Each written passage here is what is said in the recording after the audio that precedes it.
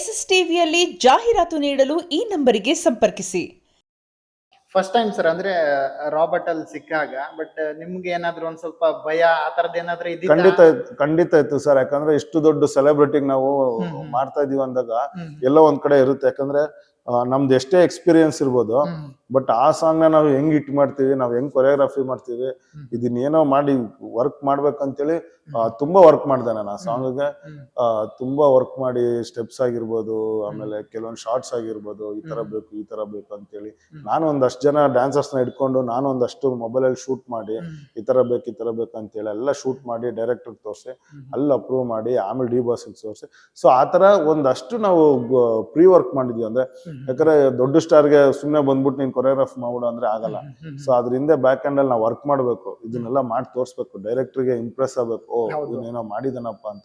So ಹಂಗೆ ಒಂದಷ್ಟು ಈ ಸಿನಿಮಾ ಅಂತಲ್ಲ, ಪ್ರತಿ ಒಂದ್ ಸಾಂಗ್ ಕೊಟ್ಟಾಗ್ಲೂ ನಾವು ಈ ತರ ಹಾರ್ಡ್ ವರ್ಕ್ ಮಾಡೇ ಮಾಡ್ತೀವಿ. ಯಾಕಂದ್ರೆ ಯಾವ ಸಾಂಗ್ ಯಾವಾಗ ಹಿಟ್ಟಾಗುತ್ತೆ ಅಂತ ಹೇಳಕ್ ಬರಲ್ಲ. ಆಮೇಲೆ ನಮ್ಮ ಹಾರ್ಡ್ ವರ್ಕ್ ಎನಿ ಟೈಮ್ ಇರ್ಲೇಬೇಕು.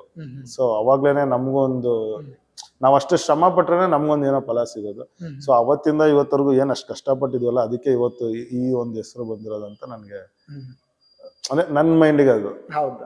ಅಂದ್ರೆ ಈಗ ದರ್ಶನ್ ಅವ್ರು ಯಾರ್ದಾರು ಒಂದ್ ಒಳ್ಳೆ ಟ್ಯಾಲೆಂಟ್ ಅವ್ರಿಗೆ ಕಣ್ಣಿಗೆ ಬಿದ್ರೆ ಅಂದ್ರೆ ಅವ್ರ ಸಿನಿಮಾದಲ್ಲಿ ನೆಕ್ಸ್ಟ್ ಅವರಿಗೆ ಪಕ್ಕ ಚಾನ್ಸ್ ಇದ್ದೇ ಇರುತ್ತೆ. ಬಟ್ ಸಾಕಷ್ಟು ಜನರಿಗೆ, ಕಲಾವಿದರಿಗೆ ಆಗಿರ್ಬೋದು, ಟೆಕ್ನಿಷಿಯನ್ಸ್ ಆಗಿರ್ಬೋದು, ಅಂತ ಆ ತರದೆಲ್ಲ ಒಂದು ಚಾನ್ಸ್ ಕೊಟ್ಟಿದ್ರೆ. ಬಟ್ ಇದೆಲ್ಲ ದರ್ಶನ್ ಅವ್ರ ಸಿನಿಮಾದಲ್ಲಿ ಒಂದಿಷ್ಟು ಜಾಸ್ತಿ ಆಗ್ತವೆ. ಬಟ್ ಅಂದ್ರೆ ಈ ಕನ್ನಡದ ಸಿನಿಮಾ ಮಾಡಿದಾಗ ಕನ್ನಡಕ್ಕೆ ಇದ್ದಾಗ, ಬಟ್ ನಮ್ಮಲ್ಲಿರುವಂತ ಟೆಕ್ನಿಷಿಯನ್ಸ್ ಆಗಿರ್ಬೋದು, ಇಲ್ಲಿನ ಆರ್ಟಿಸ್ಟ್ ಗಳಿಗೆ ಆಗಿರ್ಬೋದು ಒಂದು ಸ್ವಲ್ಪ ಚಾನ್ಸ್ ಸಿಗುತ್ತೆ. ಬಟ್ ನಾವು ಪ್ಯಾನ್ ಇಂಡಿಯಾ ಸಿನಿಮಾ ಮಾಡ್ತೀನಿ ಅಂತ ಹೋದಾಗ ಒಂದಿಷ್ಟು ನಾವು ಇಲ್ಲಿಂದ ಟೆಕ್ನಿಷಿಯನ್ ಆಗಿರ್ಬೋದು ಮತ್ತೆ ಆರ್ಟಿಸ್ಟ್ ಒಂದ್ ಸ್ವಲ್ಪ ಅವಾಯ್ಡ್ ಮಾಡ್ಬೇಕಾಗುತ್ತೆ. ಅವಾಗ ನಮ್ಮಲ್ಲೇ ಒಂದ್ ಸ್ವಲ್ಪ ಕೆಲಸ ಒಂದ್ ಸ್ವಲ್ಪ ಕಡಿಮೆ ಆಗುತ್ತೆ, ನಮ್ಮಲ್ಲೇ ಇರೋರಿಗೆ ಕೆಲಸ ಸಿಗೋದು ಒಂದ್ ಸ್ವಲ್ಪ ಕಡಿಮೆ ಆಗುತ್ತೆ. ಬಟ್ ಈ ದರ್ಶನ್ ಅವ್ರ ವಿಚಾರಕ್ಕೆ ಬಂದ್ರೆ ಇದೊಂದು ಬೆಸ್ಟ್ ಅಂತ ಹೇಳ್ಬೋದು. ಯಾಕಂದ್ರೆ ಎಲ್ರಿಗೂ ಇಲ್ಲೇ ಕೆಲಸ. ಹೌದು ಸರ್, ಖಂಡಿತ. ಯಾಕಂದ್ರೆ ಪ್ಯಾನ್ ಇಂಡಿಯಾ ಅಂದ್ರೂ ಇಲ್ಲಿರೋ ಟೆಕ್ನಿಷಿಯನ್ಸೇ ಮಾಡ್ತಾರೆ ಸರ್ ಕೆಲಸ. ಸೊ ಇಲ್ಲಿರೋ ಟೆಕ್ನಿಷಿಯನ್ ಇಟ್ಕೊಂಡೆ ಪ್ಯಾನ್ ಇಂಡಿಯಾ ಮಾಡ್ಬೋದು. ಟೆಕ್ನಿಷಿಯನ್ಸ್ ಎಲ್ಲಿದ್ರೇನೆ ಎಲ್ಲ ಟೆಕ್ನಿಷಿಯನ್ಸ್. ಸೊ ಇಲ್ಲಿರೋ ಸ್ಟಾರ್ಗಳು ಇಲ್ಲಿರೋರು ಕೆಲಸ ಕೊಟ್ರೆ ಇಲ್ಲಿರೋರು ಬೆಳಿತಾರೆ, ಇಲ್ಲಿರೋರು ಹೆಸರು ಮಾಡ್ತಾರೆ. ಸೊ ಇಲ್ಲಿರೋರ್ಗೆ ಒಂದಷ್ಟು ಜನಕ್ಕೆ ಕೆಲಸ ಸಿಗುತ್ತೆ.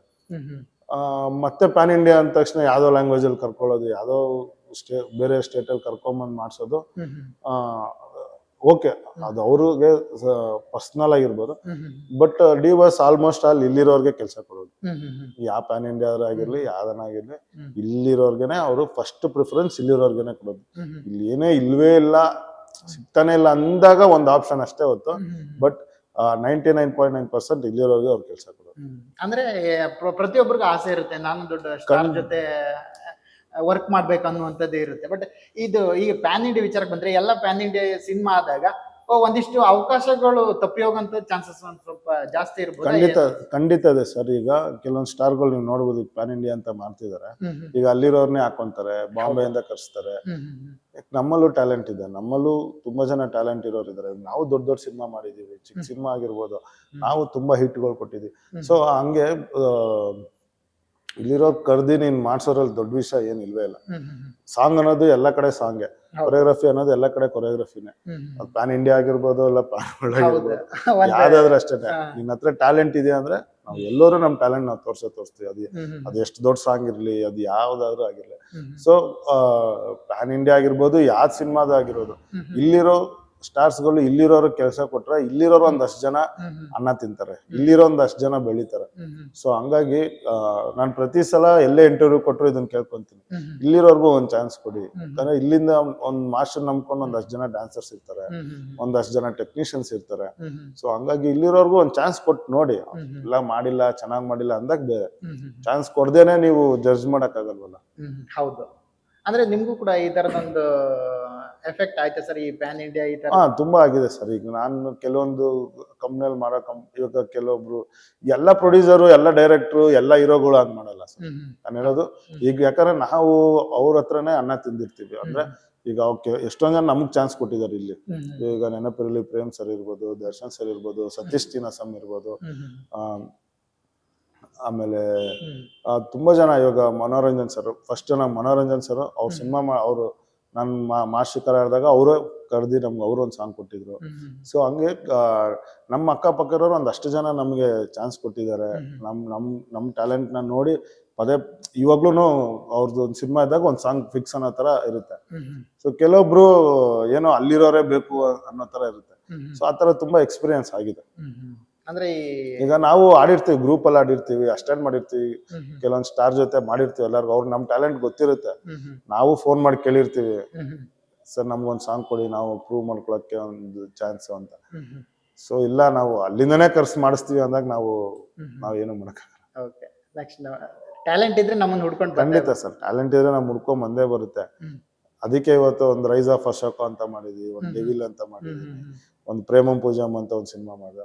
ಸೊ ಉಪಾಧ್ಯಕ್ಷ ಮಾಡಿದೆ. ಸೊ ಹಂಗೆ ನಮ್ ಟ್ಯಾಲೆಂಟ್ ನೋಡಿ ತುಂಬಾ ಜನ ಪ್ರೊಡ್ಯೂಸರ್, ಡೈರೆಕ್ಟರ್, ಸ್ಟಾರ್ಗಳು ಎಲ್ಲರೂ ಕರೆದು ಕೆಲಸ ಕೊಟ್ಟಿದ್ದಾರೆ. ಮೊನ್ನೆ ಇದು ಸಾಂಗ್ ಲಾಂಚ್, ಸತೀಶ್ ಅವ್ರದ್ದು ಸಾಂಗ್ ಲಾಂಚ್, ಅವ್ರು ಹೇಳ್ತಾ ಇದ್ರು ಸಂತು ಪ್ಯಾನ್ ಇಂಡಿಯಾ ಲೆವೆಲ್ಗೆ ಹೋಗ್ತಾನೆ, ಆದ್ಮೇಲೆ ಆ ಟ್ಯಾಲೆಂಟ್ ಇದೆ ಅನ್ನುವಂಥದ್ದು ಹೇಳ್ತಾರೆ. ಬಟ್ ಇದನ್ನೆಲ್ಲ ನಮ್ಮವ್ರೆ ಗುರ್ತಿಸಿ ನಮ್ಮನ್ನ ಮೇಲಕ್ಕೆ ಎತ್ತಿದಾಗ ಬಟ್ ಅಲ್ಲಿ ಆಗುವಂತ ಖುಷಿನೇ ಬೇರೆ ಸರ್. ಯಾಕಂದ್ರೆ ಅವ್ರು ಸಣ್ಣವ್ರಿರ್ಲಿ ದೊಡ್ಡವರಿರ್ಲಿ ಯಾರೇ ಆಗಿರ್ಲಿ, ಬಟ್ ನಮ್ಮಲ್ಲಿರುವಂತ ಟ್ಯಾಲೆಂಟ್ ಅನ್ನು ಗುರ್ಸ್ತಾರಲ್ಲ, ಅದು ಇಂಪಾರ್ಟೆಂಟ್ ಅನ್ಸುತ್ತೆ ಸರ್. ನಿಮ್ಗೆ ಏನ್ ಅನ್ಸುತ್ತೆ ಇದ್ರ ಬಗ್ಗೆ? ಹೌದು ಸರ್, ಇವಾಗ ನೋಡಿ, ಇವಾಗ ಈ ತರ ಸ್ಟಾರ್ಗಳು ನಮ್ ಹುಡ್ಗ ಬೆಳಿಬೇಕು, ನಮ್ಮನ್ ಬೆಳಿಬೇಕಪ್ಪ ಅಂತ ಅನ್ಸ್ದಾಗ ನಮ್ಗೆ ಇನ್ನೂ ಒಂದ್ ಹತ್ರಷ್ಟು ಎನರ್ಜಿ ಬರುತ್ತೆ ಮಾಡೋದಕ್ಕೆ, ಕೆಲಸ ಮಾಡೋದಕ್ಕೆ. ಹೌದು, ಇಲ್ಲಾಂದ್ರೆ ಏನಾಗ್ಬಿಡ್ತೀವಿ, ಕುಗ್ಬಿಡ್ತೀವಿ, ಬಿಡಪ್ಪ ಅಲ್ಲಿ ಅವ್ರು ಬೇರೆಯವ್ರನ್ನೇ ಖರ್ಚು ಮಾಡಿಸ್ತಾರೆ, ಅವ್ರು ನಾವು ಈ ಫೀಲ್ಡ್ ಅಲ್ಲಿ ಏನ್ ಮಾಡ್ತೀವಿ. ಈ ತರ ಒಂದಷ್ಟು ಜನ ಎಂಕರೇಜ್ ಮಾಡಿದಾಗ ಏನಾಗುತ್ತೆ, ನಮ್ಗೆ ಇನ್ನೊಂದು ಹತ್ರಷ್ಟು ಎನರ್ಜಿ ಬರುತ್ತೆ.